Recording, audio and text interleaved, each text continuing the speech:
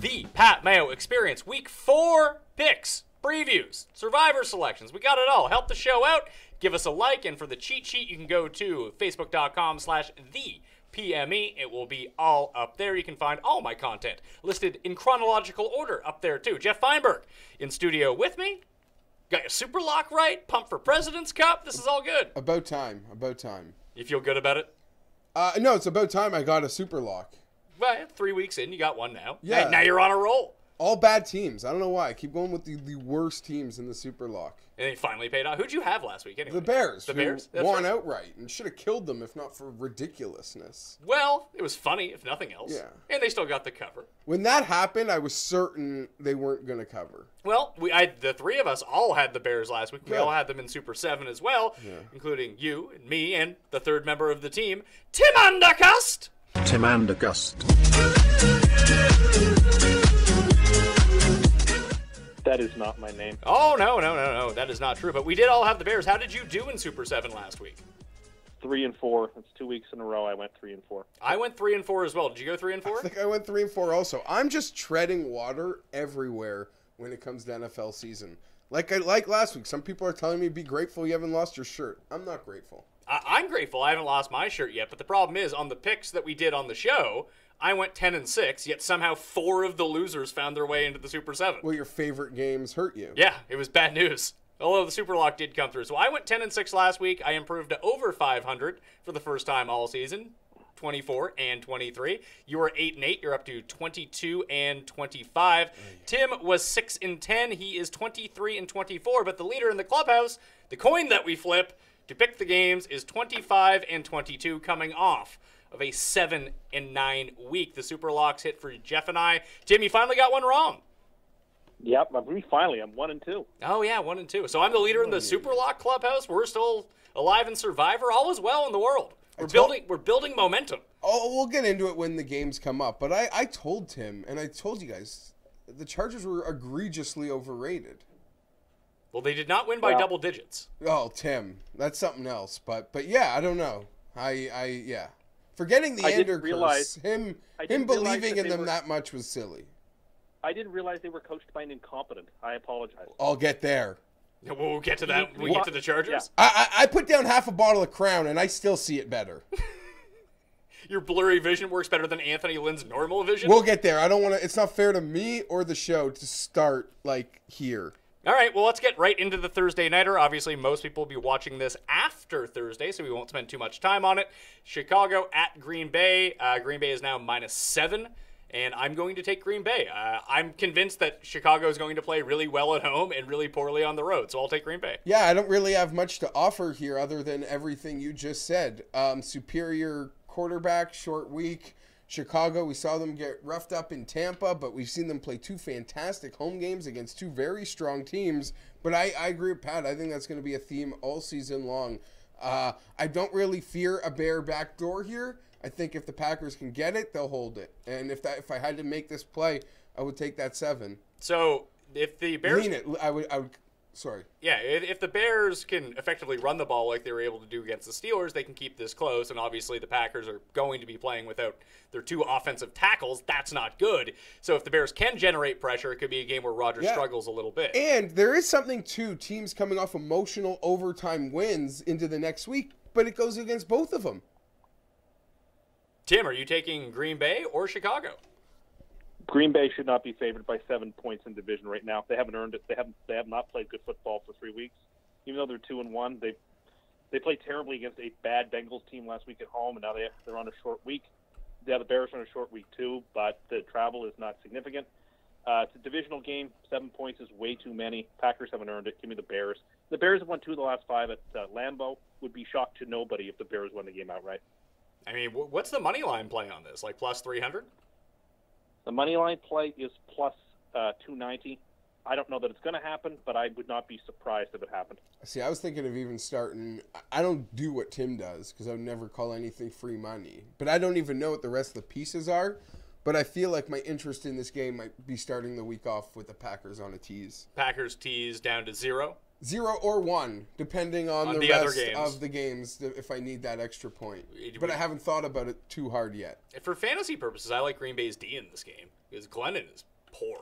He's just bottom of the barrel when it comes to playing quarterback.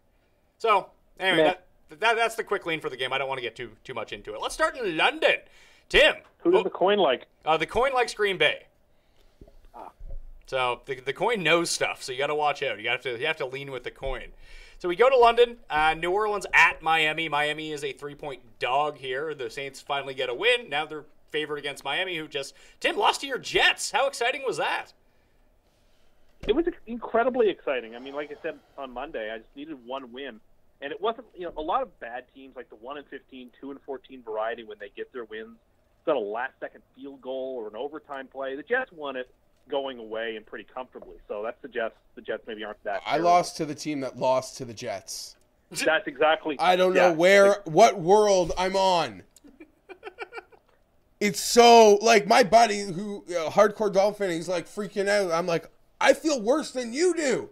I lost to you. I don't get it. But we'll move on. Well, Tim, you like the Dolphins coming into the year. You even like them. Can we argue maybe quickly that Tampa sure. and Miami, they suffered that like hurricane letdown a week later than I thought? Because they both sort of laid real eggs last week after having that big emotional week 2 season opening win. Potentially, partly, yes.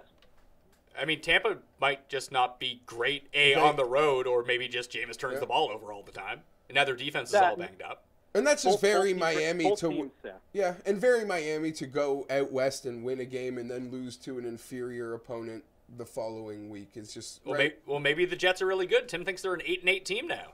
No, I don't. But I think they have a top 12 defense. We saw has a top 5 defense. So. And they've ran into tough defenses on the road, both Tampa and Miami. Yeah, and Tank Nation, 49er fans were giggling on Thursday night like, yeah, we lost the game, but if you Jets fans think like Jets fans were like, there's no way we're worse than the 49ers. Look how good they are.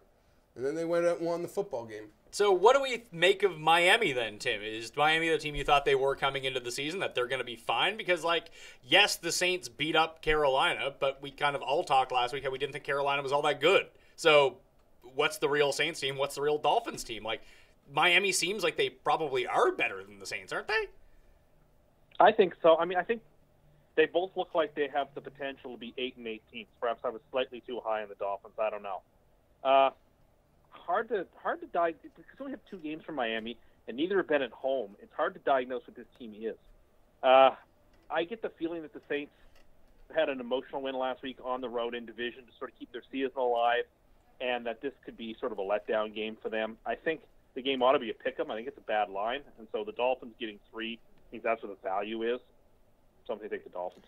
I do think it's a bad line. I think it'll be a really close game. It's a game I'm not going to touch, and I'm going to take New Orleans, but I wouldn't be surprised if this thing is a push, or even the Dolphins lose this thing by 1 or 2 points, which would still get them the cover. But this is going to be a complete stay away for me, but I do lean to the Saints. Yeah, I'm going to lean towards the Dolphins here. I just think that 3 points is too much. I think that these are basically even teams. Sure, they do different things differently and do different things well, but I just think that Miami as a whole is going to be in a better spot here. And I think the Cutler gets back going again, against the worst defense in the league. I feel like he's going to be fine. Devontae Parker should eat these guys alive. I don't know if Miami can stop New Orleans, but I'm not really impressed with New Orleans' running game so far. They have 3 running backs, so they have none. So that's always great news. Well, Peterson isn't practicing, so I don't think we'll see him play on Sunday. Why isn't he practicing? He must be hurt. But he's not going to last. He's an old man. No, but when I saw the report that he wasn't practicing, there was no injury associated with that headline. I went looking for it. I was like, there's nothing here. Maybe I just missed it. But are they just disgruntled with him? Maybe he's out causing a ruckus in London? I doubt that. I just think it's a combination of him being older and just it's a long road trip, and they don't need to put him through it. If Ajayi is back healthy, and would he get hit in the nuts last week, and he had to come out of the game for a while, and he was dealing with that knee problem anyway, he's practicing again. So if he gets going, if he can get more than 20 carries in this game, the Dolphins win. Now, I know that's easy. I think so, too. That's easy to say in terms of, I forget who it was, what team it was, but there was always, a running stat. It's every time that they have over 19 rushing attempts in a game, they win. Well, yeah, they're up in the game, so they're rushing the ball a ton. So I see where that correlation fits in. But if Ajayi can run the ball effectively, I don't know what the Saints do. Plus, the home dogs are now 1-0 in London this year, so you got to ride the streak. Do we know? Is there London next week? Do we know? No, thank God. So there's no teams going. But both these teams don't have a bye next week. Obviously, Miami doesn't, but the Saints don't either, do they? No.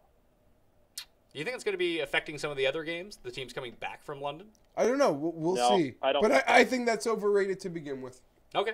They fly. They got a bed. It's a 6-hour flight. It's like 40 minutes longer than flying to L.A. The Dolphins coming home next week would be a shorter trip than if they were in Seattle this week. So. Yeah. All right, so all good. So Tim and I are both on Miami. You and the coin, Geoff, are taking the Saints. Kick off the 1 o'clock games. Buffalo at Atlanta. Atlanta is 7.5-point favorites. Should this ad go to the teaser?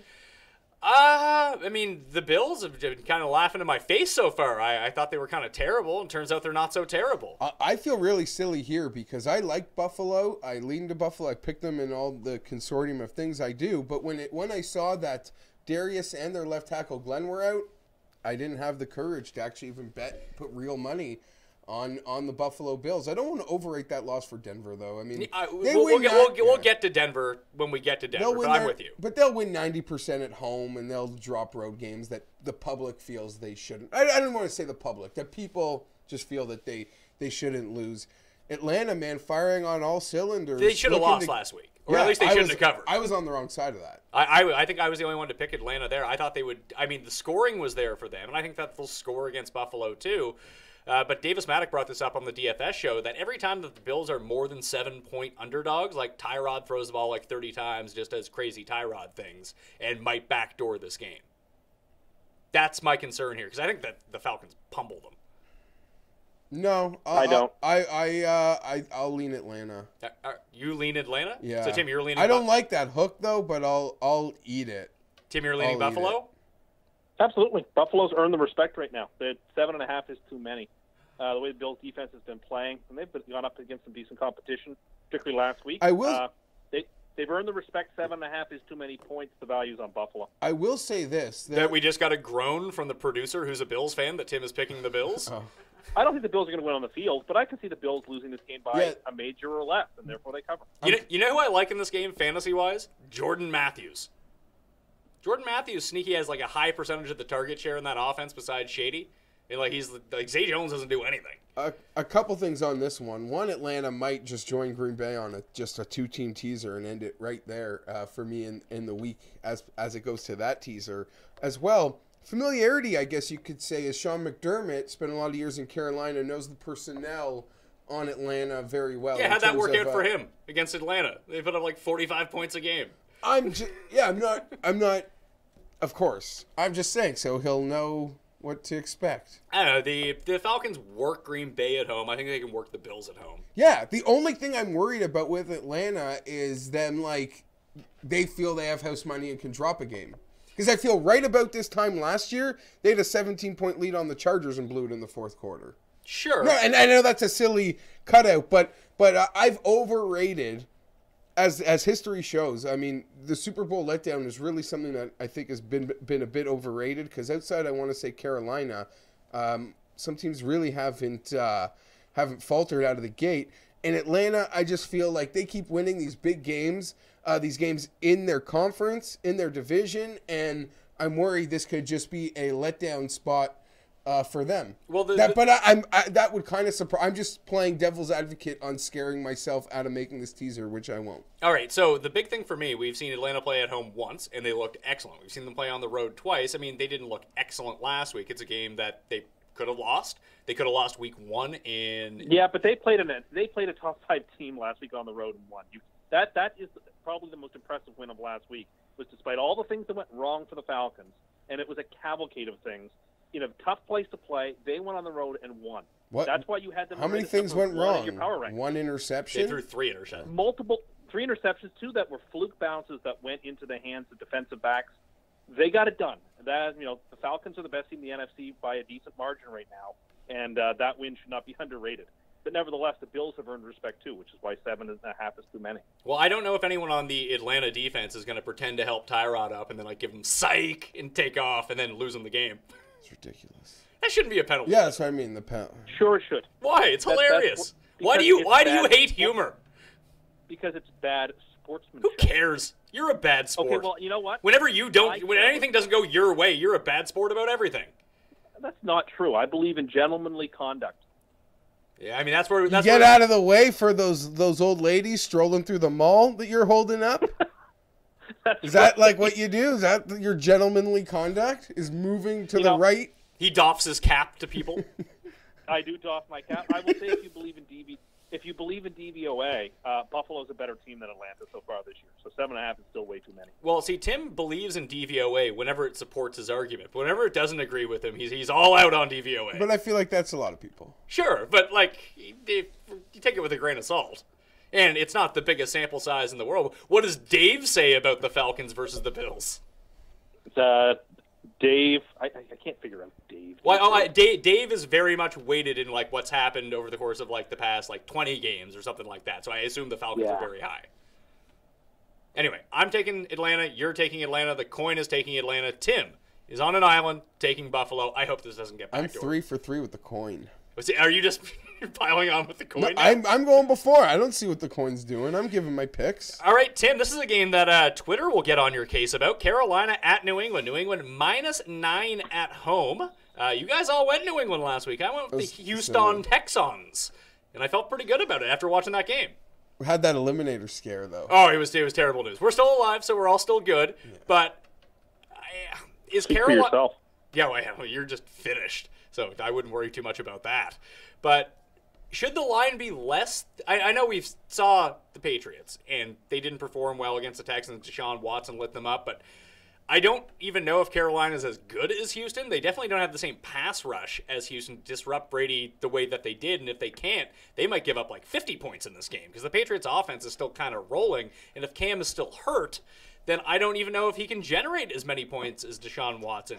I feel like everyone's going to go with the Carolina +9 here, and I think that the -9 might be the play. Yeah, I'll go to the -9, and I'm scaring myself with how hard I am to favorites right now, so that might have to change. Well, all the dogs pulled it off last week, so now we're in for a favorites week. Okay, I hope so, but everything you said is exactly how I saw this thing coming. I don't see the Patriots offense doing anything less than they've consistently been doing for the most part, and I am a bit concerned about the Patriot defense, as you should be. And that high tower, the worst in football. Yeah, that high tower loss week 1 might be as big as there's been so far in the season at linebacker for them.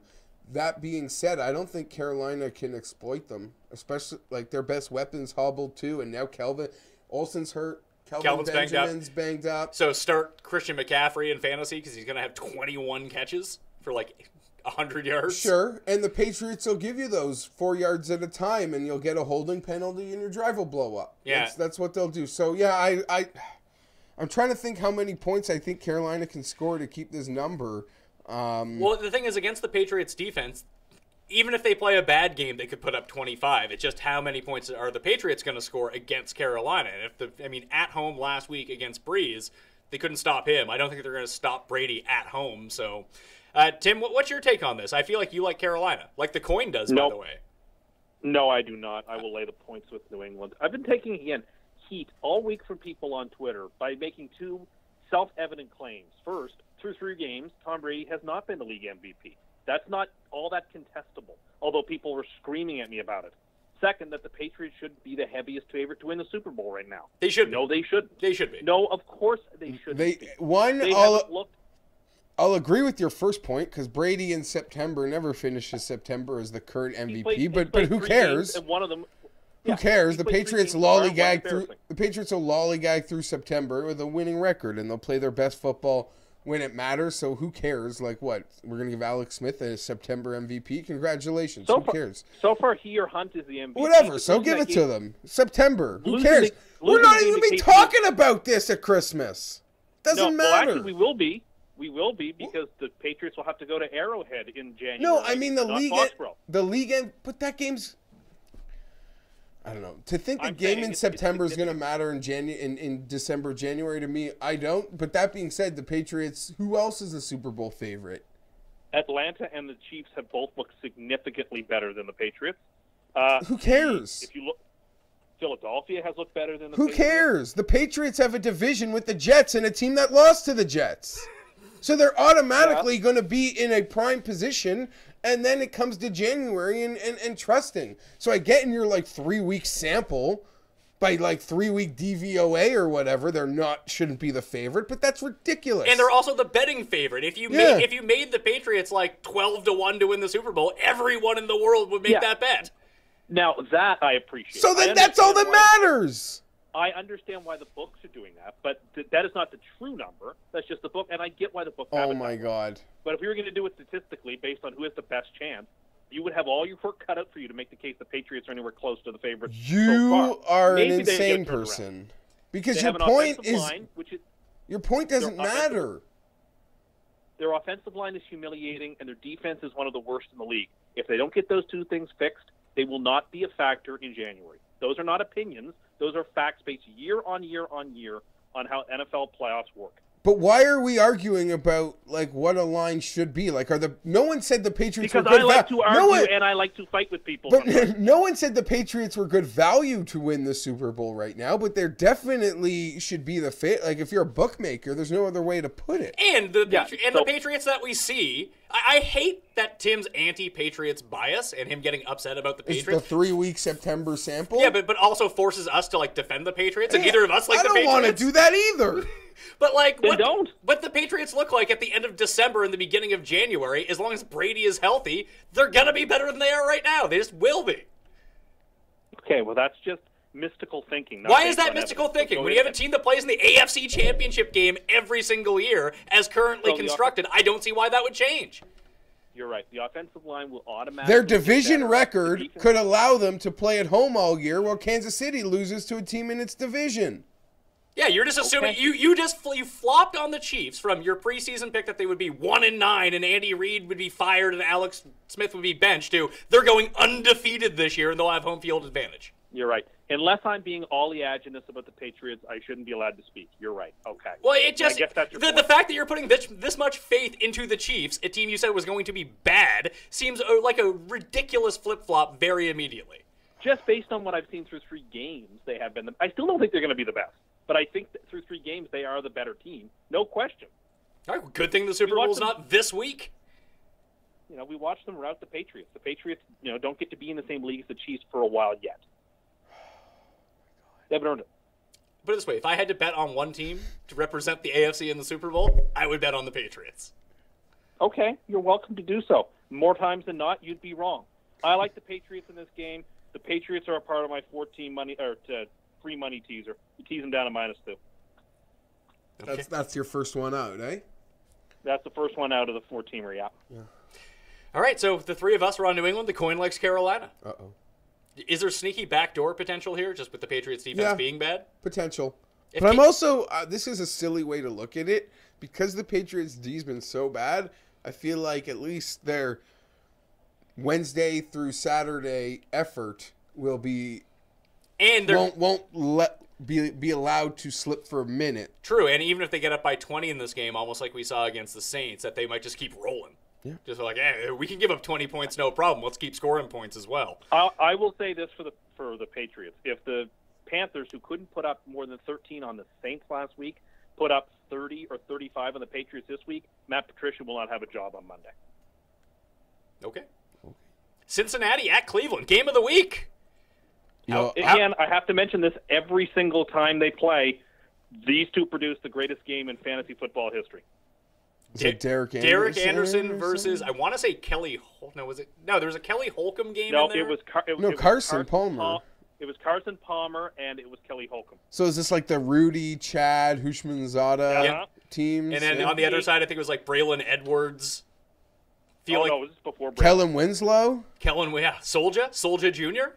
Okay. Anyway, good point. I've bet the Browns every week this year, so my record ATS on that would be 0-3.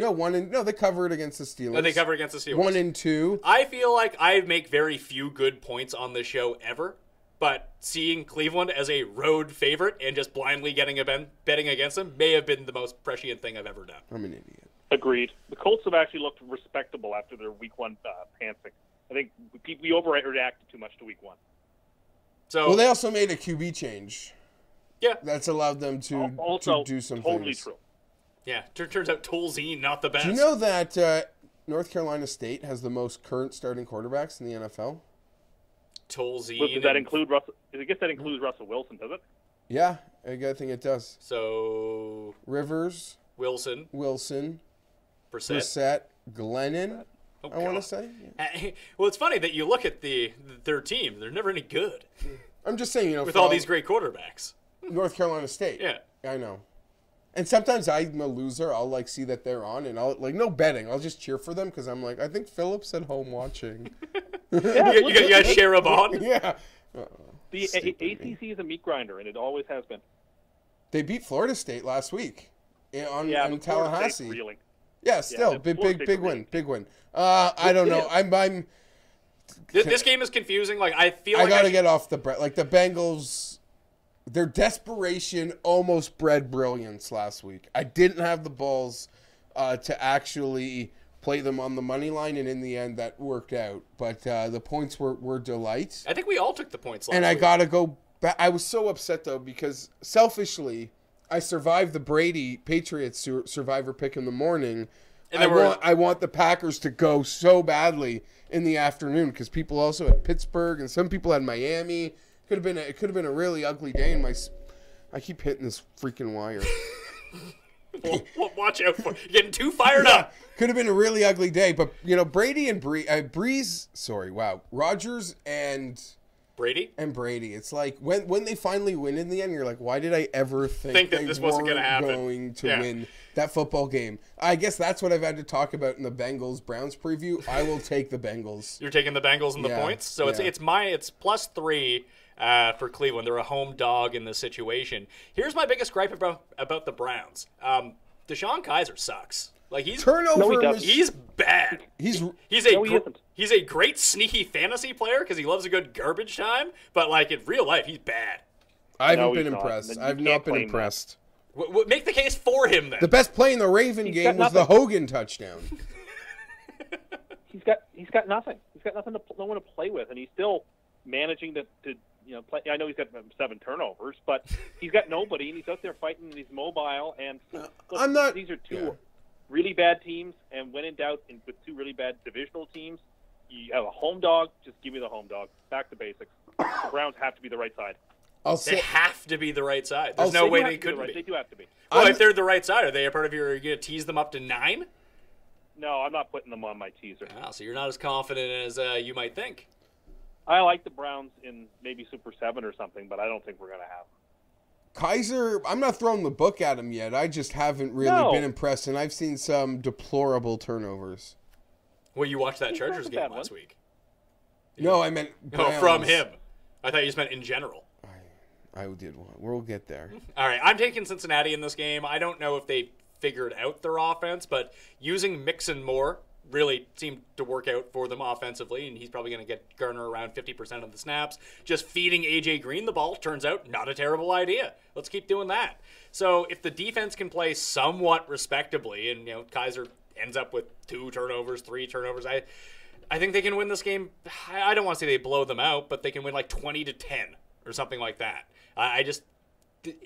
Kaiser has looked good in situations because the Browns keep getting down by a bunch and the other defense stops caring. I don't know if the Bengals can run away with this game to make Kaiser look good. Like if I was taking a punt on like a garbage quarterback this week or a rookie quarterback in a better situation like fantasy-wise, I'd rather go with Deshaun Watson than Kaiser. And Kaiser's been the better play through 3 weeks. So I think, 20-10, 23-13. I see the Bengals winning, so I shall take the Bengals. This game is... Oh, God. What? Sous Vide is tweeting at me. Good. That's what you get. I have a sous vide on the go right now. My sister-in-law and her husband are coming over in from out of town for tonight, actually. So we started the sous vide, making some beef bourguignon with some vegetables and some good sauce, and everything is going to be cooking in the sous vide for 24 hours, and it's going to be so delicious and so fall off the bone. And Tim would be like, I love roast beef. I put it in the microwave to make. Mm-hmm. Yeah, okay. You should get a sous vide. Even you could figure out how to use a sous vide. I'm sure I could. Well, you know what? I may have spoke too soon. I don't know that you actually could. Yeah, okay. Go ahead and enjoy your fancy pants meals. Those of us who are real tribunes of the people will continue with our democratic preferences. Your democratic references? I see. I just enjoy good food. I got a brisket on the go at home. Slow cooker or sous vide? I don't know, fancy Jewish style. Oh, nice. Because we got like a day of repenting this when weekend. I was going to say, you probably have to eat that all before sundown, right? No, I believe, yes, that is for... I like that Tim knows the rules better than you do. Yeah. Well, no, I know starting sundown tonight is an easy fast, yeah. No, that's tomorrow night. Oh, is it tomorrow night? Yeah, I'm golfing. I'm golfing tonight. It's tomorrow night. Okay, fair enough. I knew it was coming. But... So what? It's like a fast? Yeah, I don't. Oh, so the brisket's all day for you. No, the brisket, like, there's a big meal tomorrow for dinner, and then there's like a day fast till dinner the next day, which is also like a huge family dinner. So you make the brisket in a microwave? Is that how you do it? No. Does it come in like a? Is it like Michelina's? No, this is like brisket. You put it in, heat it up for a minute. Real deal. It sounds delicious. I do enjoy myself some brisket. And we had to go get some red Coke that it's got to like marinate in, which to me is just delicious. That sounds pretty good. All right, this game off the board on betting lines right now. So I use the Super 7 line and the Super Contest line. Detroit at Minnesota -2.5 for Minnesota. Still no word yet on. It looks like they're prepping Bradford to play, although they did that last week, and then all of a sudden he was just out. So Case Keenum, Case Keenum every year has one gigantic game, it feels like, and exploiting the Bucs defense is not something that I really saw coming. I did take Minnesota just because I was dubious of the Bucs, but in this situation, is there a chance that Detroit's just the better team and people don't seem to realize it? Detroit, yes, there's that chance, sure. But the Vikings have played such good football at home in 2 straight games. Amazing. And the defense has shown up that I got to trust the Vikings. I got to trust him. You trust him and the Vikes? Yeah. I really do like Detroit for the long term of the season. But I think for this day, off that big emotional loss last week, I like the Vikings. Really just being at home settles it for me. I'm wondering what the actual line will go off at, though. So let's say Bradford plays. What do you think this line goes to? -5.5? No, -3.5? They're pretty even teams. 3.5. Yeah, 3.5. So what you're saying is that there's only a point difference between Bradford and Case Keenum? Well, I don't know where this line is from. Like it's from the Super Contest. But that's what I mean. I don't know where that comes from. Like if it's just... I assume that this line assumes that Case Keenum is starting, or maybe it's a hedge line. I don't know. Yeah, I assume Keenum's starting too. By the way. Do I. I think that he'll end up playing. I would assume it is a hedge line. I think the real line might end up be closer to like 1 point when the game actually goes off because I don't expect Bradford to play. In that case, I do like Minnesota, and for this case, I'm not going to budge off that. I'll take Minnesota at home. Who won on Thanksgiving last year? Do you remember? I think it was the Lions. The Lions did, yeah. These two teams played 2 insane games last year, and I just remember being on the wrong side of both of them. I mean, when I did my power rankings on Monday, Detroit was a team that I had in the mix to be inside the top 5. And, Tim, I think they were inside your top 5 too, weren't they? Both of these teams were, yeah. I think Detroit just might be better. I think that we're seeing weird flashes from Minnesota. And I feel like the efficiency of Detroit's offense by running a lot of these short plays kind of mitigates the impact that Minnesota's defense can have. Like, if Minnesota's going to be great at stopping the run, I mean, Detroit doesn't really run the ball anyway. And it doesn't matter who they're playing, they can't run the ball. So if they get to this passing game and get into a sync, I think they can extend some drives, eat up a lot of the clock. I think they can win this game by a field goal. So I'm actually going to take Detroit +2.5, and I think that they might win outright. And I will wait.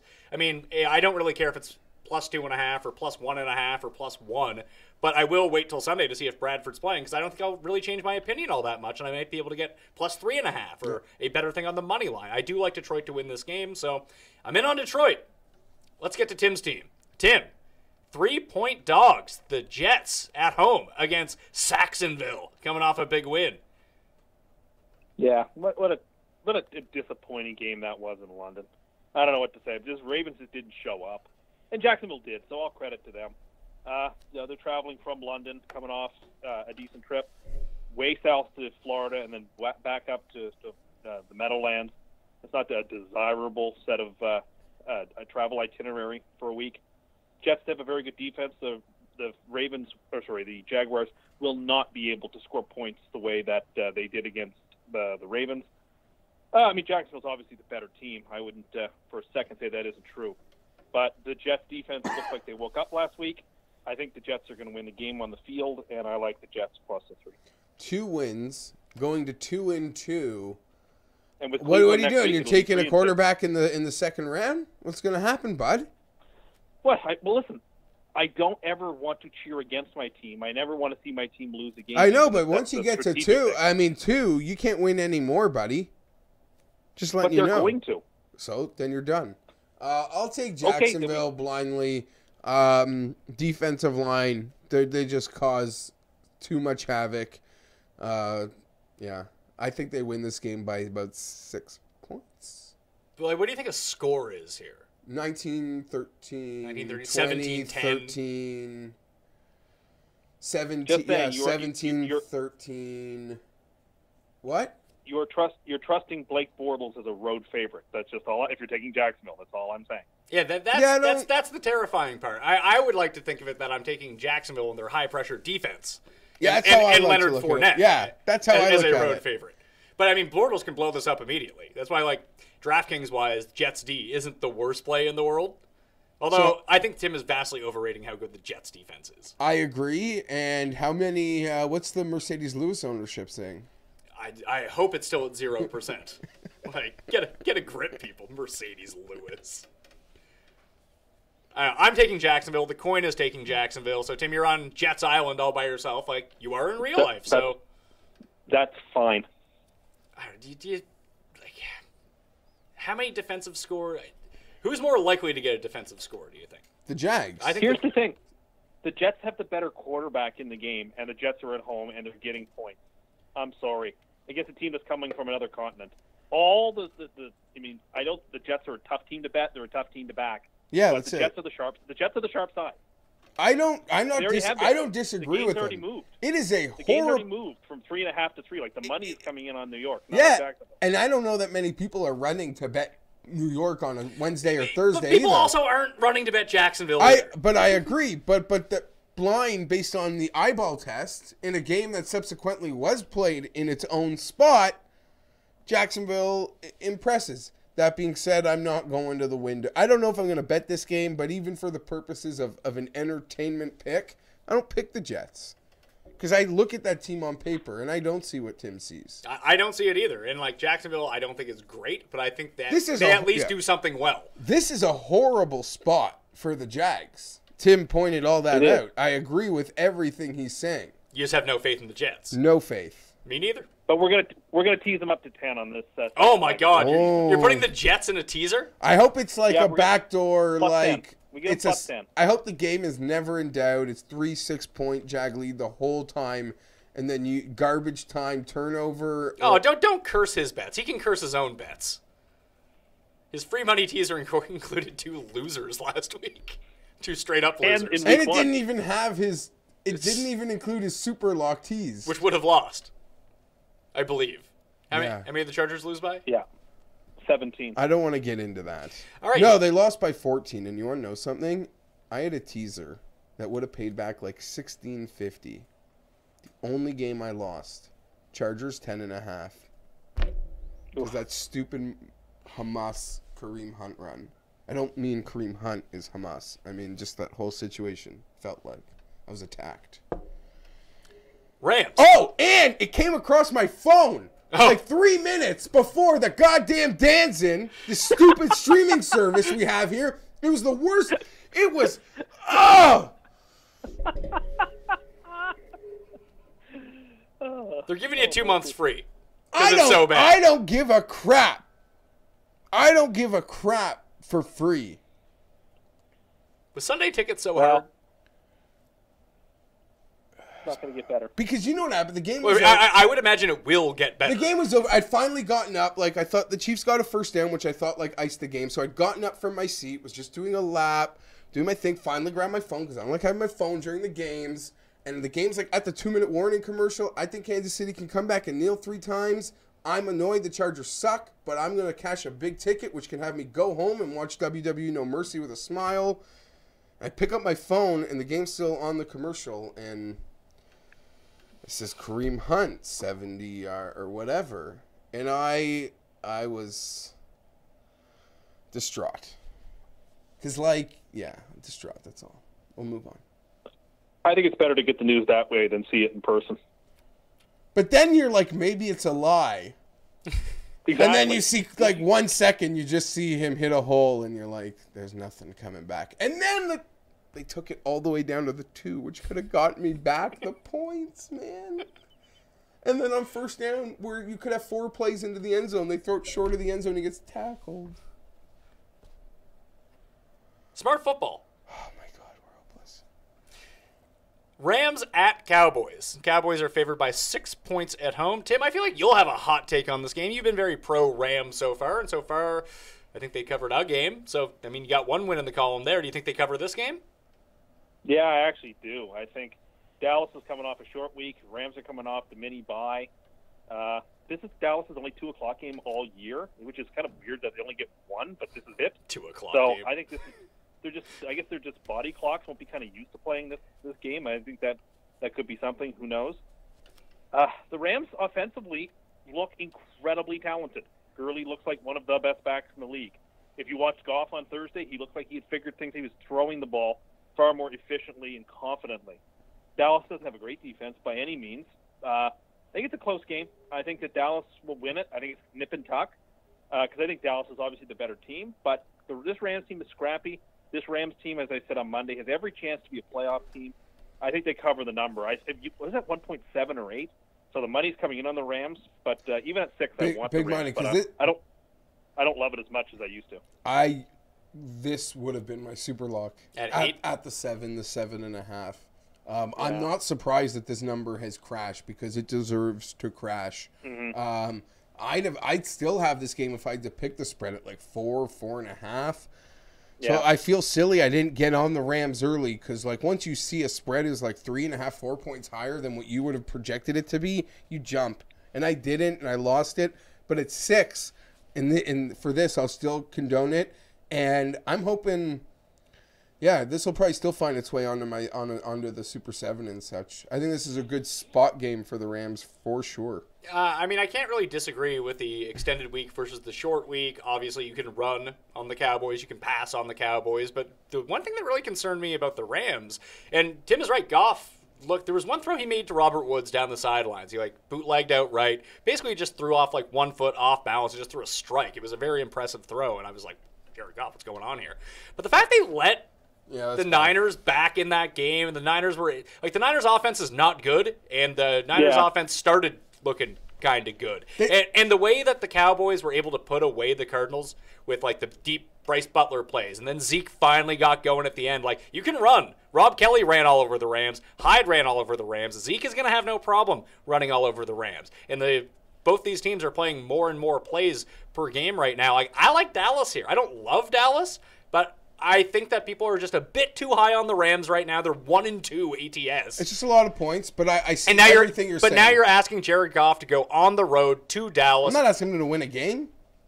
No, just asking him to I'm not asking him to win a game. I don't like his chances of getting me a backdoor. I don't know if it's going to be... so that's kind of annoying. But the thing is, if it's going to be less than a touchdown, I want to have, at least in the back of my mind, they can win this game. Their path to winning this game is Gurley going mental again. That's fair. That's fair. Anytime you're betting a game inside the touchdown, you do have to have part of your belief that they can find a way to win this game outright. I wouldn't be shocked if they did, but you're right. I don't see it. As the person who likes the Rams, I take that incident, and by incident I mean the 49er comeback, and be like, those were 2 isolated special teams incidents, whether it was the field goal, it was the muffed kickoff and just the onside kick, which I don't want to underrate special teams because it costs me every day.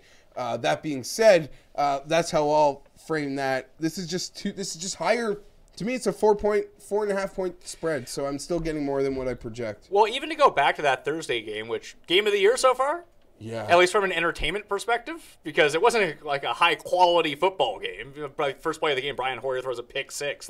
The mistakes Hoyer made in that game, I don't think Dak makes. I really don't. And Dak's able to extend some of these plays. He can shake off coverage a little bit. And again, like we saw in that Arizona game, like once he starts getting outside the pocket, Dak's super dangerous. And I think the Rams defense, well, I may have horribly underrated the Rams offense. I think that the Rams defense is highly overrated, and no one's giving Dallas any sort of credit on defense whatsoever, and they probably shouldn't because it's not been very good. But I think that they're sort of coming together a little bit, and this is a really weird stance for me because I said I bet the under on Dallas season win total, and Tim has them going to the Super Bowl. So we've kind of flip-flopped a little bit on our perception of these teams, and the Rams are not as bad as I thought they were going to be. But Jared Goff on the road at Dallas, I'll take the -6 with Dallas, especially if everyone's going to be betting the Rams. Coin likes the Rams, for reference sake. Pittsburgh at Baltimore. Baltimore coming back from London. Pittsburgh not looking good whatsoever. Could that change on the road? Probably not. This is a 3-point game. Baltimore is getting 3 points at home. We talk about home dogs all the time, and this game is generally a field goal game, and the Ravens might actually be better than the Steelers last year. We talk about writing off what Denver did last week as sort of an aberration. I don't think that Baltimore's offense is any good, but I think their defense is a whole lot better than we saw in London, and they can cause Ben some problems in this game. I like Baltimore +3. Tim? Yeah, Pittsburgh's a terrible road team. Baltimore is an excellent home team. This is a bad line. This is all based on the perception of Jacksonville crushing Baltimore in London. That's what this is based on. The Bears just gave away a game to the Steelers gave away a game to the Bears. They tried to give away a game to the Browns. This Steelers team is a middling team. Maybe Baltimore is too, but at home, getting 3 points, Baltimore's the play. I'm going to take Baltimore. The coin likes Pittsburgh. Do you feel like there's going to be like a switch for Pittsburgh where all of a sudden they're just good again? Do you get that sense that's coming, or do you think it goes the other way and this is the team that they are? And then we just I don't know that they're actually going to like be good again, but I think they're going to have huge victory, which will like feel like they're good again. Because Pittsburgh wins the nicest ways and they lose the ugliest ways. If that makes any sense. Where do you think the public will fall on this game? I think they take the Steelers. I do. I think that but why aren't you worried? I think that too. Yeah. Baltimore also coming from the other continent. Baltimore looks they'll be on Pittsburgh. Yeah. I don't know. Pittsburgh's Pittsburgh's the public of public teams. But Pittsburgh still has your big names. Yeah, but they've looked inefficient on offense. They just lost to the Bears. Like, their defense is actually pretty good. So is Baltimore's outside of last week. But I don't think people care. You just don't care? No. Because Pittsburgh's ceiling is like the best in the league, but their floor is very low. If that makes any sense. No, they're a high variance To me, like team, they're like the Rory McIlroy of football. That's not a bad their comparison. ceiling is the best, but when they're bad, it is bad. Well, they're two well-timed Martavis Bryant bombs away from blowing this game and open. that's every game. And even I had Chicago plus the 7.5 points, and I'm playing Pittsburgh, and Chicago has the lead, and you never feel comfortable because you know that with Pittsburgh it can so quickly happen. They started drive at their drive at their 2. They're at the 50 in a play. My lack of faith there had to do with the fact that we were standing with the Bears, not so much against the Steelers. I don't like this Pittsburgh team very much, actually. I disagree that their height is the highest in the league. I don't think it's close to that. I think that, for example, the Patriots' height is significantly higher than the Steelers. Okay, you're right. I overstated that. I just mean like when they're on, they look awesome, and maybe that's just because like they have all the awesome fantasy guys, and it just feels different. Exactly it. It just feels different when they're on. But I don't know, man. When Todd Haley's calling those up chucks and everything's just coming down for everyone there, they feel awesome. But there are days where they can be they play to the level of some of the worst teams in football when they play them. But I feel like they're kind of like that every year. Yeah, I'll agree. Especially on the road. Like, you can get them with blowouts at home. They catch a team at the right time, and their offense clicks from, like, drive one. It's weird with Pittsburgh. Like, you can almost see it within the first 2 drives that they have. Like, are they on or are they off? And so far, they've been off all season long. Like, and maybe now they're distracted because, like, they got one rogue agent. I watched his press conference. It didn't seem like that was really that big of a thing. I'm just. I think there are. Tomlin looks like he might be losing the locker room with this. You think everyone's losing the locker room? No, I don't think so. But I think that was ugly for them. That didn't help. It hurt Seattle too, taking 4 and 5 hour meetings on the political issues before a game. Like, these things are not good. Pittsburgh, we'll see how they react this week. I'm concerned about that. And I just, again, other than Antonio Brown, I think everyone on that Browns offense is quite overrated this season. So I just not feeling them. I think the Ravens will win the game, so they'll definitely cover. Is this the only game we all agree on? The coin doesn't agree. Oh. The coin likes Pittsburgh. And the coin knows things. You got to watch out for the coin. Last of the early slate, Tennessee at Houston. Houston is a 2-point favorite at home against Tennessee. No, sorry, they're +2, aren't they? No, they're not. Yeah, they're dogs. Yeah, so they're a home dog. 1.5 point dogs. Oh, it's down already. All right, so 1.5. I had it at 2. That was yesterday, so. Not a lot of thought. I'm taking the Titans. I'm taking the Titans, too. I've been wrong on the Titans so far this season. I think they're actually a lot better than I may have given them credit for. And damn. Somebody knew that. You're just taking all the credit now, aren't you, Tim? You're never wrong, man. I'm wrong all the time, but I'm right about that. Listen, I think that Houston is being overrated by challenging the Patriots last week. And what the Texans were able to do well and get to Brady and pressure Brady, I feel like the offensive line and even the mobility of Mariota can kind of mitigate that a little bit. Different. So I like the Titans to go on the road and win here. I think they're probably the best team in the division. And at least until Luck comes back. And even then, who knows. But Tennessee, less than a field goal on the road, even in a division game, I like them here. Couldn't have said it better myself. I like them the same way. I tried to flip the coin, but it just rotated. Let's see. Heads likes the away team. So that is the first agreement on every game. Sorry I didn't break that one down all that much. I really don't care about this game whatsoever. I think Tennessee's perception is hyped. Tennessee's feeling very super locky to me. No, I don't ever make for me. A road. Yes, of course. A road team could never win, could they? I'm just saying a road dog would never be a super lock for me. That's all. You got to have rules when you have a losing super lock record, don't you? Yeah, a man has to have a code.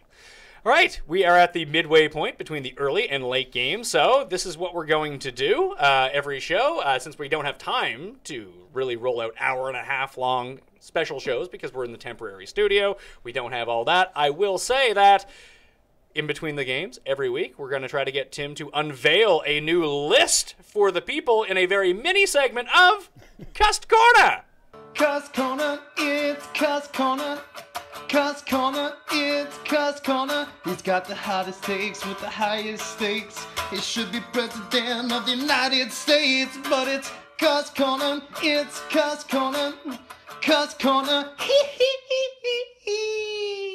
Yeah, there's a lot of debate about what the real title of the show is. Well, yeah, it's funny that you like to say when you're right and when you're wrong, and then you run a poll on Twitter about what the name of the show is, and then mysteriously the results disappear when they don't go in your favor. Very Trumpian. That's all fake news, you see. Oh, yes. Well, you should never go on the internet. It's all fake news. Not just like that guy on South Park last night. Doesn't go on the internet. Too much fake news. I haven't watched but this is on VHS. Oh, that's fine. All right, so you have a rankings list. We don't know what the list is. What is the list about? The list is the best foods that you can make that you cook in the microwave. Oh, God! I will say what I am excluding from this are your heating up of leftovers, your heating up of coffee, your heating up of those little, those 2-bite brownies that you buy at the store. No, you put those in the microwave. I don't have. I'm not angling for diabetes. You know what they are, and I'm sure you've had them. I don't. I don't go into the brownie section of the grocery store. Yeah, that whole massive section. Yeah. Anyway, you put those in the microwave. Well, I think that's kind of the point. I don't go into that section. I don't buy bread. I don't buy that nonsense. Yeah. Okay. I guess it doesn't fit into a sous vide. God forbid a person eat it, right? You have no concept of what a sous vide is, do you? Things don't fit into a sous vide, you moron. I didn't until the various sous vide companies started showing up on my Twitter timeline. Yet you still have no idea what it is. I have an idea. Okay, what is it? Please explain it to me then. I'd like to hear this. It's that you vacuum seal the food and you cook it in water. I mean, he's kind of right. That's part of it, but where did he still have yet to mention a sous vide? And then, you know what? I don't care what else it does. It sounds awful, and I want nothing How to does do it with sound? I would like you to explain to me how that sounds awful. Like, would your great-great-grandfather or grandmother have cooked something that way? No. And you know what? They knew how to cook things just... Oh, yeah. Guess what, though? My great-great-grandfather would have had his dental work done with cocaine because they didn't have the proper, like, freezing method. Did your great-great-great-grandfather have air conditioning? No, my great-great... Should we just, like, not use it? My great-great-grandfather also died of scurvy. Like, what does that mean? It means Tim can't handle where society's at right now. And when it was much simpler, when things didn't have consequences that he knowingly knows about, he just doesn't want to believe that they're true. What is the consequence of eating a meal prepared not in a microwave? Well, there's lots of ways. I mean, not everything should be prepared in a microwave. But Tim can't cook. He read instructions on something one time that said grease the bottom of the pan, and he greased the bottom of the pan and put it on the burner. It started a fire. Once, yes. That did happen once.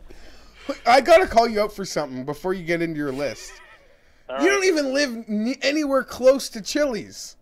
I did out west. There was a kilometer from my house. So how often do you get to eat Chili's now? I was going there once every other week at least. What about now? Like, how often? Well, no. I haven't been to one in a couple of months, and it's really painful. But you know all about their menu advancements. Well, because some of us, have Google alerts set up for Chili's. Well, you know what? My great-great-grandfather didn't have Google alerts, Tim. You shouldn't be using that. That was not my argument. My argument was I don't think that's the only way to cook food is through a sous vide or that it's... No one said it was, but you're just... That's not how you can cook food. Yeah, no one said only. It's like this new millennial trend I was reading about yesterday, about these people who put food in a machine and then fill it full of liquid nitrogen so that, like, when they chew into the food, like, cold air comes out of their nose and they look like a dragon.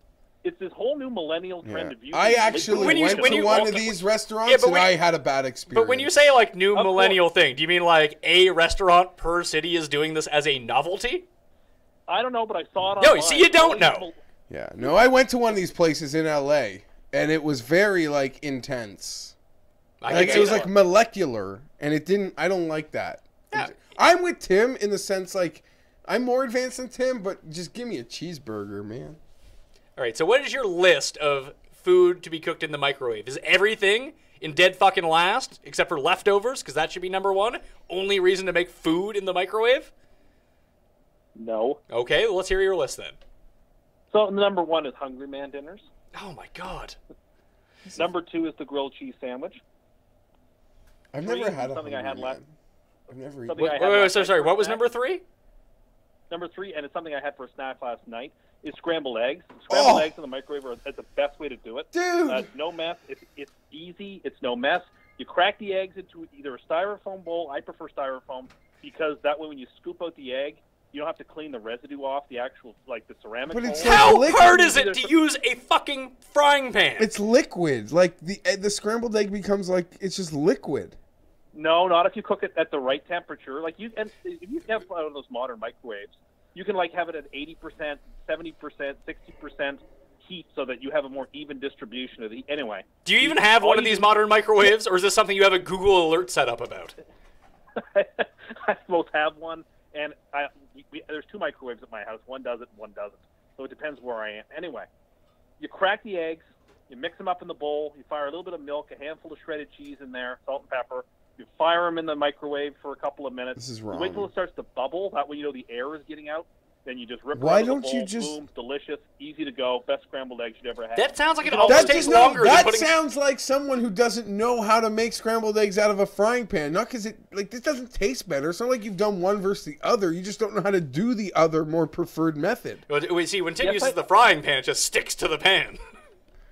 I do and have used the frying pan before. I just think if you're just cooking it for yourself, if you're cooking for a bunch of people, then yeah, the frying pan is fine because some people get their nose out of joint about people using a microwave. Yeah, I would. If I would. For brunch, and you're pulling out your Tupperware of liquid yellow out of the microwave, I would be disturbed. I would be disgusted. You cook like someone who's super low, by the way. You need to get a... Put it this way. You cook like someone who goes to the gas station every morning and plays like the scratch tickets, but doesn't even scratch the tickets, just scratches off the barcode and gets them to scan them. That's how you live your life. He's laughing because it's true. See, I don't know whether this is like... I get scrambled eggs could show up of things to make in a microwave list, but that But number are 3 these best. good? Are these good things? I How don't about popcorn? understand. Popcorn's not number 1? What else do you make No, other than popcorn? Because I make my pizza pockets in the toaster oven. Yeah, well, that does sound interesting. No, popcorn is lower on the list.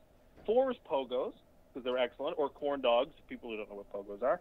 5 are the Hot Pockets. 6 are green or wax beans. The best way to make green or wax beans is in the microwave. Instead of boiling them and trying to worry about getting the water the right temperature and how long do I boil it for, take the stress out of it. Just do what we all do. Take your beans out of the freezer, fire them into the bowl. Beans out of the freezer? Yeah, I usually buy the flash frozen ones. They're better than anything Again, else. low. That's a low way to buy food. Just buy some fucking fresh food. No, I'm going to buy the frozen ones. You fire them in the freezer, in the microwave. Usually it's 2 minutes. Test them if they're a little bit cold. Put them in for another 30 seconds. You're good to go. They're excellent. Number 7 is nachos. Nachos are done really well in the microwave. That is the single worst. Out of all these bad takes, that is the single worst take. I don't Well, want it's to like sound soggy- I don't want to sound like Weber Cook's guy, but nachos are actually quite good in the microwave. You can do them in the oven, but it takes too damn long. That's your problem. Where are you going? Yeah. Well, you need your nachos and you need them now? You're going to make nachos. You're going to troll and give egregious takes on the internet. But, where are you going that you can't properly cook this stuff? I want what I want when I want it. I don't want to wait.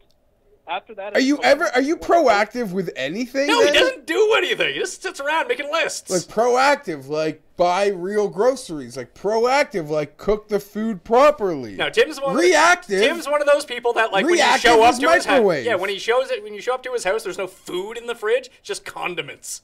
It's like Morency. Yeah. That is true. At the moment in my fridge, there's just some A1 sauce and some mustard and a bottle of water. No, I'm lucky. I say these things I've got a wife. I don't know how well I'd be.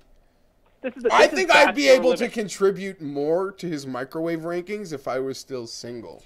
I don't know. I mean, I just got married, and But you're very under control. So am I. Oh yeah. You're just really on the rails. That's how everyone would describe you. I have some more good ones. I have the best way I like to toast coconut is in the microwave. Toast coconut? Number 8. Yes. Next one, popcorn. After that, I have fish sticks. Fish sticks are done very well. Fish in the microwave, dude. Fish in the microwave.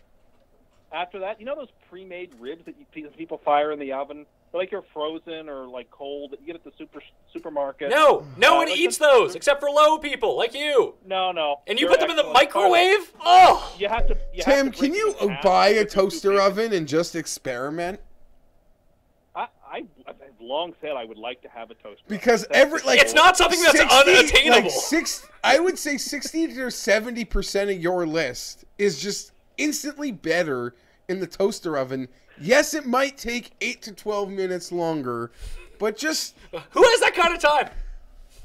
No, I get it's a lot of time, but I don't understand. It's not a lot of time. If he's home doing nothing, just I don't know, go heat the oven. And then troll people on the internet, and then go put your food in. So I am doing things, and I don't troll. I only say what I believe, and what I say is true. I don't know. The last thing I feel like we gotta what do you do? One of those gift this guy a toaster oven from everybody. We'll start a GoFundMe. No. Yeah. We'll start a GoFundMe account. I don't want that. You gotta get one, man. Maybe someone out there works for a toaster oven company. Yeah, Maybe they can just send him one. Or maybe someone just got a brand new toaster oven and they got one that's kind of not used up. But Tim he could use a rookie toaster oven. Is there anything else on this list? That was actually the last thing on the list. Surprised you didn't have oatmeal or something I don't know. I don't want to perpetuate this at all, actually. Imagine how bad these lists are going to be, when the Twitter expands to 240 characters, well, see, whatever it is. It's like you're reading my mind. I don't know why I wasn't chosen for 280 characters. I should have it. I am to be trusted with that type of power. It should have been given to me. I wish you could have seen, there was a cam on Tim as he went to see, am I 280? And the letdown. So in his face when he realized now he's still Yeah, only, well, he's maybe still all only these people working. that got specially selected for 280 characters. It's sort of like that short story, The Lottery by Shirley Jackson, that by winning it, you actually lose. Okay. Great. What's All next? you need to know. Yeah, that but I you're could add only 280 saying that characters. because you didn't get selected. No, it's not. It's not sour grapes. It sounds like sour grapes. Again, one of these things that now you hate because it didn't go your way. Listen, it is objectively a bad idea for Twitter to go to 280. I do agree. Concision, I don't care. Concision was one of the things that Twitter did best. Now it's going to be way too long. But if it's going to be 280, give me first. Cust Corner. All right, back to the games. New York Giants at Tampa Bay Buccaneers. The Bucs are 3-point favorites at home. The Giants coming off not looking like the worst, Not looking like the worst. but not looking great at the same time. The Bucs look kind of like the worst. Yeah, you know what? I'm going to go on a limb and say the Giants win this football game. So sort of like the Jets last week. The New York teams get off the schneid. In No, this no, one, no. I think the I have a Giants. vested interest. The Giants get off the The mat Giants here. being the worst. Why do you have a vested interest in this? Just so the 'Cause I Jets want aren't the the Jets worst to be team the in New York? It's been a long time since the Jets haven't been the worst team in New York. I want this to continue as long as possible. Plus, the Giants are awful. Tampa Bay is going to blow them out. Yeah, is Tampa Bay maybe secretly good at home, bad on the road? Is that a thing? Like, their defense is kind of annihilated. I don't. Yeah, but then they played great in week 2, so it's hard to know. I don't know. Like, I haven't seen enough to determine how good or bad they are. I mean, how good they're going to be at home. I don't recall last year or ever really them having a standout home field advantage. I would actually argue they might have one of the worst. Maybe. So, listen, the one thing that really concerns me about the Bucs in this game is after watching Minnesota just go deep on them all game and Stefan Diggs breaking these big plays, like, Beckham just might go crazy and kill them if they have no one to stop them. Well, that's part of where I have them winning the game outright. But I knew I saw somewhere the worst, and I'm not kidding here. And this is going back, this is about 3-4 seasons here, more. Buccaneers 20-42 at home ATS in their last 62 home games. Good enough for me. I'll take the Giants. So, yeah, I mean, they got a deplorable home field advantage. It's the Tim? second time I use that word. I won't again. Tim's a Buccaneers. Buccaneers? -3? Yeah, like them a lot. Oh, super lock like them? No. You can only have one super lock. Well, I don't even know what your super lock is. Is it the Jets? Yes, you do. Oh yeah, of course. All right, you ready? You ready, Geoff? No. Philadelphia at the Los Angeles or the San Diego You Chargers. guys can go first. The San Diego Chargers of Los Angeles. Is that what we're calling No, the them? San Diego Chargers, who will forever play neutral site football games in Los Angeles. That's what. Were you following the hype, Geoff, online about people saying that the Chargers may have to go back to San Diego, or is that all just phony? I'm blessed that my parents are still together. They're happily married. But to me, that's just like a kid whose parents are divorced and waking up one morning and seeing dad in the kitchen and being all confused. I'm not reading that shit for a second. That's one big tease. I'm not falling into it. If it happens, it'd be like Christmas. But I'm not falling for that. I'm not getting my hopes up that mommy and daddy are getting back together. I had the Chargers at -1 last night. And it's all your fault, not you, everybody. Because I came here last week being like, we're so overrated, like to think that we're on equal footing with the 3-point game versus the Chiefs. So I come out of here like, I'm not touching it. I want no part of it. And the people I follow on Twitter, smart people, all these people I follow on Twitter who are in not the Super 7, the big Vegas Super Contest, the Pick 5 Westgate Contest, and person after person who I trust and respect is throwing the Chargers on their card. I did.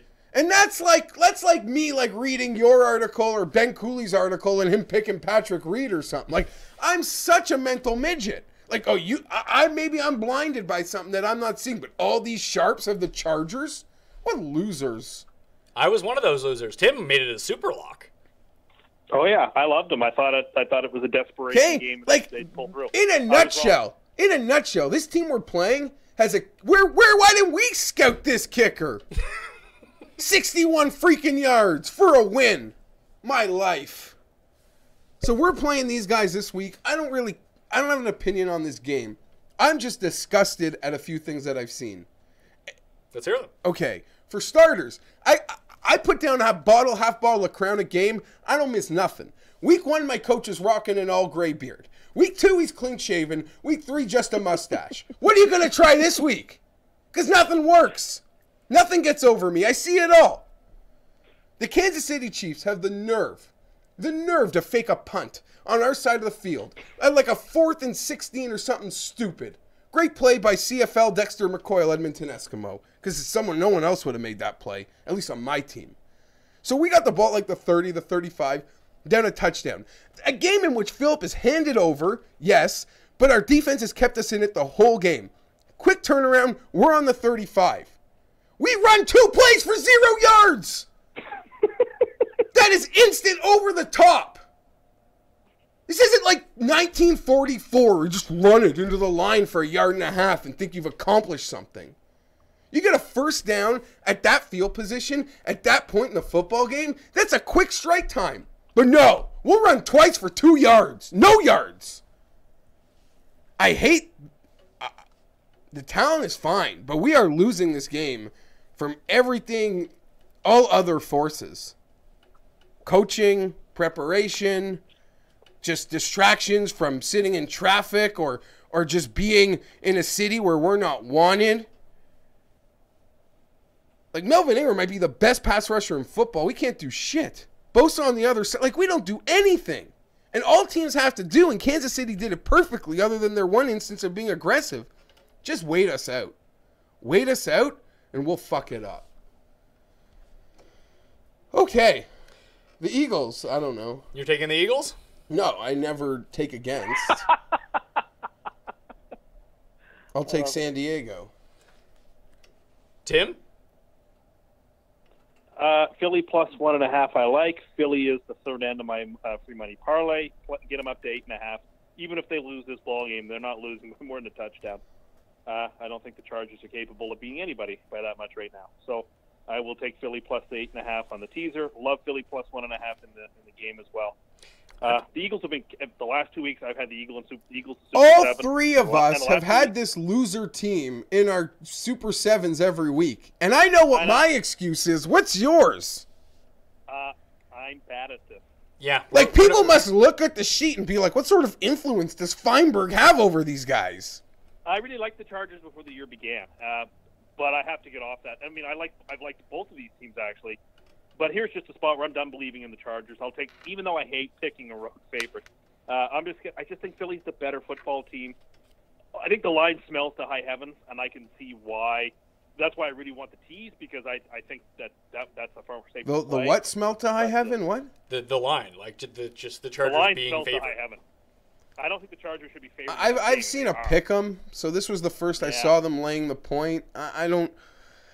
I guess, I mean, just when speaking about how the line works, as silly as it seems, they rarely go off the final score, do the odds makers. You know, they look at your units and how they stack up. I'm like, I don't know, man. These guys got a top 3 pass rush. Like, they put pressure. Phillip isn't even getting sacked and we can't win. It's amazing. I'm taking the Chargers. Why? I think the line smells, and I think that when we see... We smell. Yeah, but they've played in 2 games that they should have won. Could have won. And I'm not sure where I stand on Philly yet. I don't know how great they are, because they almost... they did... It's crazy what Peterson did going into the halftime, too, to almost give the Giants some life. Yeah, we got an East Coast team going west. I don't know.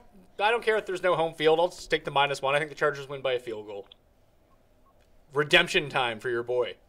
Redemption for who? For what? They're missing the field goals. Okay. Maybe he hits one this week. He hit one last week.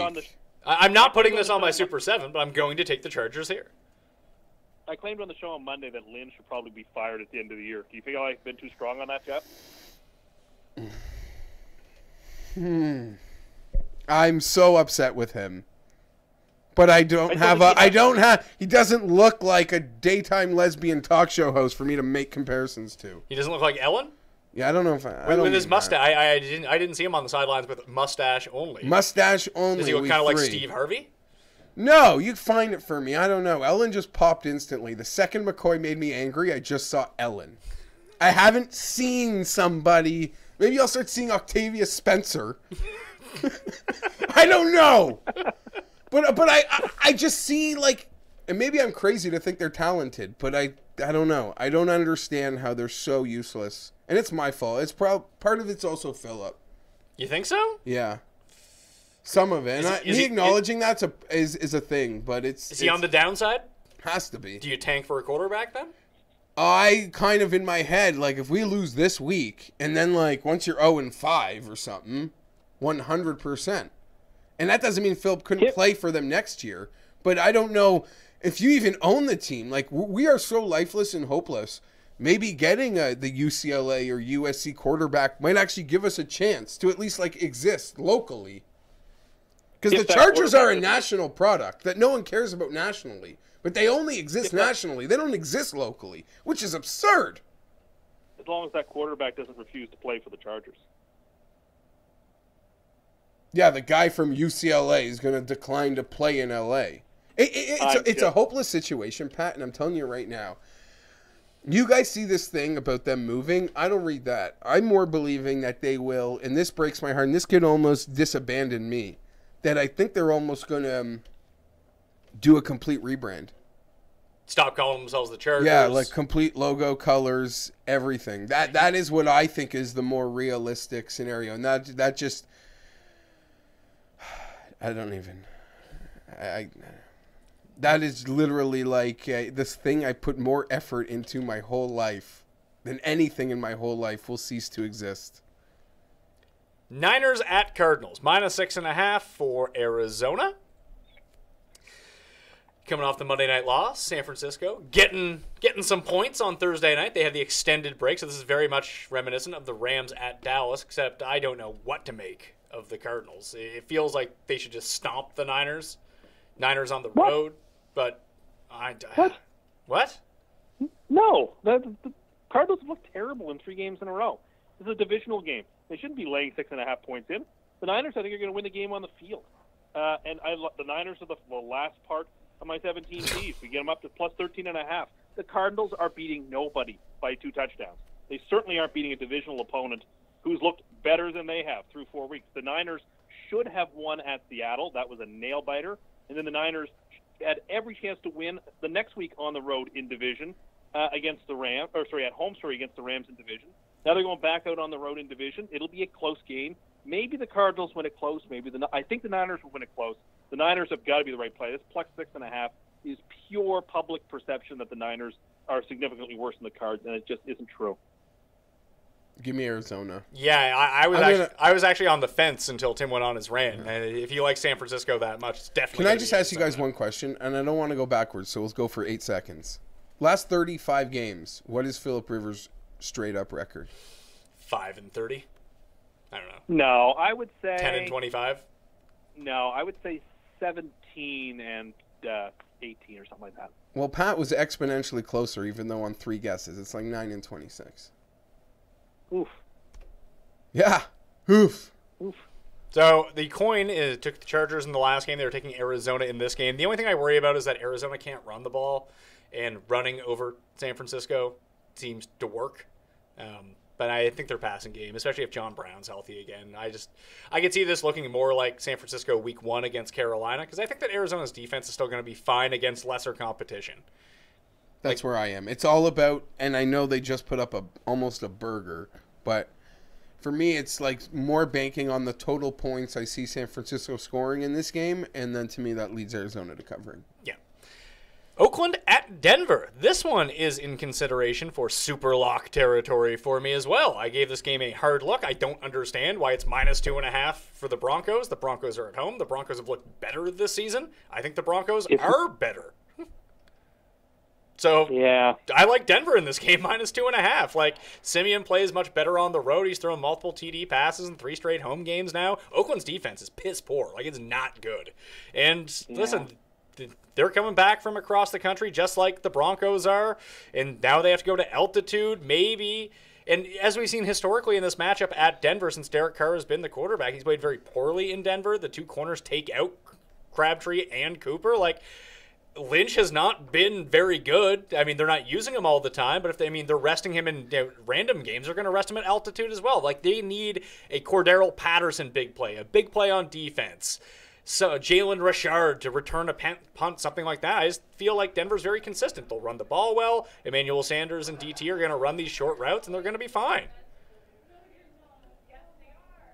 So that's where I'm at with Denver. Geoff. I'm surprised. I mean, here's the thing.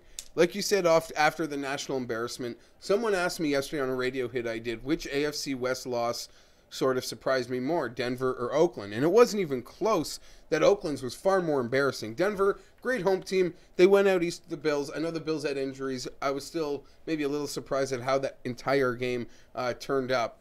But again, Denver, they just simply win too much at home. And the spread's under 3. This would be a really good test spot for the Raiders. They can go into Denver and get a big win, then... Yeah, and I would argue, I mean, there's no doubting that, to me, the Raiders are the more talented team here. But this is just a spot situation where I'm going to lean to the Broncos at home. So Denver for me, Denver for Geoff, Denver for the coin. Tim? Silver and black. I don't feel great about it, but I've the Raiders to win the Super Bowl to start the year, and I still believe completely in them. What you just said was exactly right, that this is a marvelous testing ground for them. What better place against their arch rival on the road? It's a great spot. It's the marquee game of the week. Raiders get it done. Raiders win it close. And I know this is just a small sample to it, but it kind of, again, proves my point that the Raiders being such a popular Super Bowl future bet, everyone with those bets will bet Oakland every week. It doesn't matter. Sorry. They'll bet Oakland, and I'm just like, Tim's a little sample of it, but I'm going to pull from that because it's not just Tim I see that with. I think that makes a lot of sense. And of course, you have this blind belief this team is going to win the Super Bowl. So obviously, they can win the Super Bowl and beat the Falcons. Like you see them doing a lot of big things, being the Patriots, the Falcons, the Packers. You think I can handle the Broncos in week 4? Well, I think this line worked out really well. Like, yeah, Oakland got embarrassed against Washington. They traveled across the country. Weird spot. They didn't win. But people seemingly are willing to give them a pass. I will give them a pass. I don't think it's really indicative of how good they are for the rest of the season. If this game but it seems like people are holding the Denver loss against them a lot more, and the Bills might be better than the Skins. I like everything you said. And they did go into Tennessee, and they beat Tennessee by double digits. So it's not like that game is being forgotten and the Washington game is being focused on. We should consider them both equally, or we could throw them both out. But I think the Raiders are the more talented team.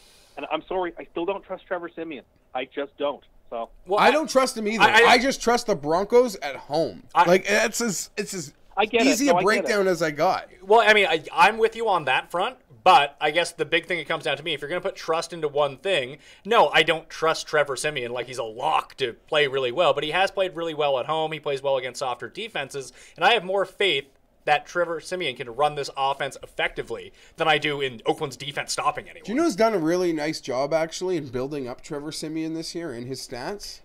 Ellen DeGeneres. Mike McCoy. Maybe that's his role. No, and a lot of coaches, are clearly better coordinators than leaders of men. But I'm just saying, Siemian, a lot of what Siemian's done this year, I think he should probably get a bit of credit for. Indianapolis at Seattle. Seattle is minus 13 against the Colts. Doug Baldwin has not been practicing, but it now looks like he is going to play. Tim's boy CJ Proscites is week to week with an ankle injury. He's out. They signed some dude off the street or from the practice squad. Lacey and Rawls don't do anything. I think Chris Carson runs all over them in this game. But 13 points is a lot of points for Seattle, who has not been very good. Now, the Colts aren't good either, so that's a thing. And I don't know where they score all the points from, but maybe one T.Y. Hilton long bomb is all it takes to cover this number. This is a game where, this is not making any sort of Super 7, any lock for me. I might take Seattle in Survivor, but I can't figure out where this game goes. Is this the game where Seattle finally looks like Seattle, at least defensively? And if that's the case, they probably do cover the 13. Yeah, and that's the thing. And here we are. I mean, I don't know if you remember, it was a short period of time, and granted, this is a different Seattle team than the one of 2 years ago, but when the NFL wouldn't even let them play primetime games at home anymore. When they were too good. They weren't entertaining. They were slaughterhouses 15 minutes in, and for a year and a half, Seattle had to go on the road. Except last year, they got one at Buffalo. That was actually a really exciting, close game Monday night, I recall. You said it. It's really all about the defense. And I want to say this is going to be a coming out party for them, so I'm scared, but I'm gonna lay these points. And let me ask you this, Pat. I'm in a league where we got team defense, and I own two. I invested in Seattle, and at the back of the pack, I took the Jaguars.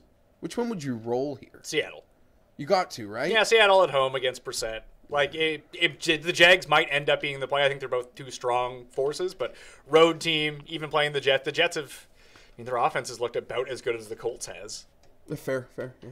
And now Brissett, who doesn't have a ton of starting experience, goes into Seattle, 12th man. Like, is Seattle going to be more, and Tim kind of alluded to it briefly, and I don't want to get into it, and I believe in all the players and such, but because it's in prime time, like, is Seattle going to have another 4-hour meeting about how to handle pregame? Potentially. Tim, what's your take on that? I mean, I think that one meeting probably figured out what, if they're going to do anything, they'll probably keep doing it. The problem in this game is that Seattle's not very good and shouldn't be favored by 13 points over anybody. That is fair. Their offensive line is humiliatingly bad. Wilson has been hurried more times than any quarterback, I think, in the NFL. They played a pretty bad Niners team at home 2 weeks ago, and they managed to score 12 points. I kind of like the Colts in a Super 7. I think the Colts are going to – I don't think the Colts are going to. I think the Colts are going to cover the number. And if I'm wrong, great, then we'll see that Seattle has sort of a coming-out party and have proven themselves. But as it stands through 3 games, and even going back a bit into late last year where they lost – that big game against the Cardinals, I think it was week 16. They looked miserable in the playoffs against Detroit even when they won it. Then they looked terrible the week after when they got beat by the Falcons. I haven't seen Seattle look good in a long time. And certainly this is a public steam because they know people are going to lose their shirts on Sunday afternoon and therefore just pound Seattle and hope for a big win. I think the books are going to I think this line's going to go up. I think it's going to go to 14.5. And I think the Colts will play. This is a big public perception game because Tim has pointed out Seahawks have not looked like a team worthy of laying this kind of number in a long time. But the books know if they lay this thing under, at 10 or 11.5, I think they would see huge amount of Seattle money. And I wonder what the tipping point for Seattle and their spreads will be. If they win this game like they win the 49er game, sort of, is the dream dead in terms of seeing these numbers? Yeah, probably, and I'll feel like an idiot for not taking advantage of just betting against them with these large numbers. I mean, I had them against San Francisco to cover. They didn't cover. We both had them last week. This is a rookie on the road in prime time. And the last time, I'm hoping. Also, we saw the Colts on the road once this season, and they were abysmal. Yep. So this might not only be a bet on Seattle at home, and maybe stuff comes through for them. It's also a bet against Indianapolis, who just has not looked good. My logic's identical here. That's why I'm laying the number. So you and I are both taking Seattle. The coin taking Seattle. Tim, you're on Indy? I'm on Indy, and this is Brissett's second primetime game, and he's won his first one, so why can't he compete well in the second? All right. Monday night game. Washington I forgot about his Patriot start. Sorry. Washington at Kansas City. Kansas City are 7-point favorites at home. People are riding high on Kansas City. They're the best team in football. Patriots aren't even close, according to Tim. So he speaks for the people, and that's what the people are thinking here. I'm kind of leaning Washington. Tim, I bet you're taking Washington here after all your hype about Kansas City. I'm taking Washington because how impressed I am with how they took care of a really good Raiders team. They won by 17. They should have won by 35. That was very impressive. Kirk Cousins in primetime tends to just up his game. Arrowhead's a tough place to go in and play, so that is not to be taken lightly. But even though Pryor's no good, the other players on that Washington... Oh, the world cut off Tim. Are you still there?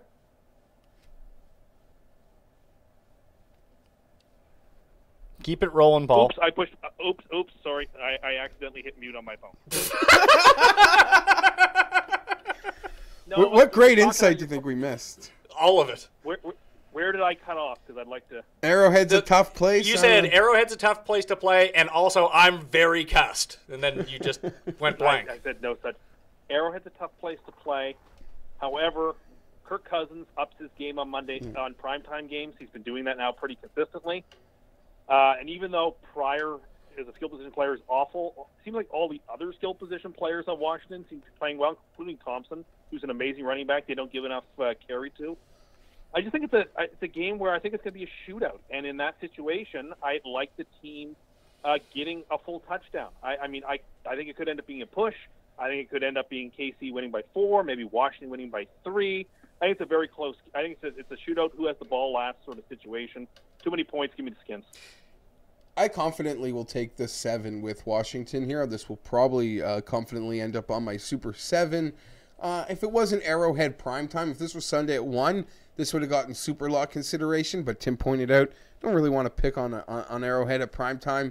Outside of the Week 1 game against New England, which I'm not taking anything away, the Chiefs' offense, I mean, they got the garbage time touchdown last week. They didn't score it all in the second half. They scored 17 points. It was given to them by a plethora of Phillip Rivers interceptions. The Eagles sort of kept them under that 20, or right at that 20 number.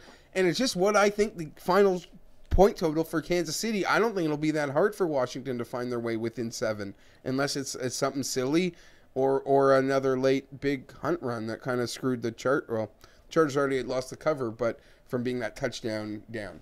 The one thing, like, I'm leaning KC in this situation only because we saw Kansas City. Kansas City doesn't have a great defense, but they have a very opportunistic defense, as you found out last week when they kept picking off Rivers. And I feel like Cousins is very Rivers-esque in that way, that if they can't establish a running game early, and it looks like Rob Kelly's going to be back, so maybe they can, that Cousins can get himself into a whole lot of problems and create a lot of short fields for Kansas City. And I kind of believe in Kareem Hunt, that he's just, I'd not say that he's the lock to break off a 60-yard run every game, but he has these big play potential that he can really move the chains for them and really allow them to make Washington focus on stopping him. And last week with Oakland, Lynch just never got going. And they really didn't have to care about the run the entire time. If Washington needs to commit to stopping the run against Kansas City, then you're going to see Kelsey and Tyreek Hill and some of these home run hitters just kind of go crazy. So I think the efficiency of Alex Smith, he's not going to turn the ball over, really benefits Kansas City. I think that going against Kirk Cousins, a guy who can be very turnover prone, is also a big plus for Kansas City. Being at home, coming off an unexpected win for Washington, where they looked really good against the Raiders. If they had lost this game, they would be minus 10 points. They'd be 10-point road underdogs. And it's probably closer to the 7, but I think Kansas City can walk away with this one. I like KC here. So that's where I'm leaning. Me and the coin are on KC. You and Tim are on the Skins, Geoff. All right, let's get into the super locks of the week. Tim, you claimed very early last Sunday who you were locking in, so tell us again. Yeah, I'm pot committed at this point. It's the Jets +3. Even though it's probably not my favorite bet anymore of the week, because that was 3, not 3.5, I'll still be a man of my word and take the Jets. What was your game that you would be leaning to? If I wasn't taking that game, then I would be all over Baltimore. Okay. Where are you leaning? If we recorded yesterday, I'd have been licking up that Rams plus the touchdown. I still like it. I'm off it. But I might be reading Mayo's mail. I believe in the Titans. I believe they can dominate a game versus Houston in the trenches, even on the road. It doesn't matter. I'll take the Titans. Geoff, you're only allowed to take bad teams with your super lock, so. That, I guess, No, I have all year. I've taken the Browns, I've taken the Bengals, and I've taken the Bears, and I'm 1-2. So, yeah, this is me finally stepping up in terms of talent, and I think I'm taking a far superior 53-man roster, and I'll lay the 1.5. For me, I was between Tennessee and Denver as my 2 spots. I'm actually going to take Denver minus 2.5 at home against Oakland. I like the spot, like I pointed out. I think that they're very close, and I trust Simeon more than I trust Oakland's defense. And I will say, I imagine a site like Bodog, who loves underdogs, Bovada. I'm going to go there after we're done recording and hope I can still get the touchdown for the Rams. Survivor picks. I'm taking Green Bay in the Thursday Nighter. I'm with you. If we're just going to double up and ride this one out? Yeah. Tim gets no pick. All right, Tim. No pick. Well, it's how is your reverse Survivor going? It's going well. So far, I'm still alive. Did you almost lose last week? Don't know. I almost got killed last week because I had the Bengals reverse Survivor. But then everyone else in the pool had the Texans, so they almost went through the same near-death experience. I kind of like this concept where you have to pick a team to lose every week, and you can only pick them once. I'm into this. This is the first I've ever heard of it. It's not bad. All right, what is your free money parlay teaser of the week? My free money parlay teaser of the week is you play New England down to -2. You play San Francisco up to 13.5. You play the Jets up to 10, and you play the Eagles up to 8.5. Even though I didn't tease through 0, which I prefer to do, I didn't do that this week. That's the free money 14 teaser. Bet the farm, you will have 2 farms. That is a 7-point tease? That's a 7-point tease. Oh, I got a teaser. It's 2, and I'll lay the 130. Green Bay, Atlanta? Green Bay, Atlanta. I think I like that one better. This one will pay more. Yeah, of course. You like yours better. But mine will be quicker. You'll know right away. And going into Sunday, I'll just need to hit the one game. Hopefully. I made like 3 bets last Thursday night. I bet Hyde over under rushing yards, and he finally squeaked it out towards the end of over 79.5. I had the Niners just against the spread, and that ended up working out. But then I actually made a tease as well with the Niners and the under. And I saw that. Was like, that was over quick. It was over in like 10 minutes. It sucked. Anyway, that'll do it. But you're still like when there was still like 4 points off the total, and there's still so much time. Oh yeah, I was you like, still have hope that it can happen. I was like, that's oh yeah, maybe the scoring is going to stop in this game. Yeah, didn't happen. No. And it's funny because people were real big on their high horse last week when it came down to some of this stuff, and they were just like, oh, the under. Oh, it's like all the experts out there thinking that the under is going to hit. Like, who saw them scoring 80 points? No one. Nobody. Like, give me a break. Geoff Fienberg. Follow him on Twitter at GFienberg17. And also remember to follow at Cust. Cust. That is not my name or Twitter handle. No, I think it is. I had heard that from somewhere. No, maybe from you. Tim Anderson87. At Tim Anderson87. I am the maven of the internet. All right, that'll do it for me. I'm Pat Mayo. You can follow me at ThePME on Twitter. And remember, subscribe to the Pat Mayo Hour video version on the DraftKings YouTube page for the audio versions under the Pat Mayo Experience on iTunes, Stitcher, Google Play, and Audio Boom. Do not forget to give the show a like and harass him on Twitter. It's hilarious. I'm Pat Mayo. I'll see you next time.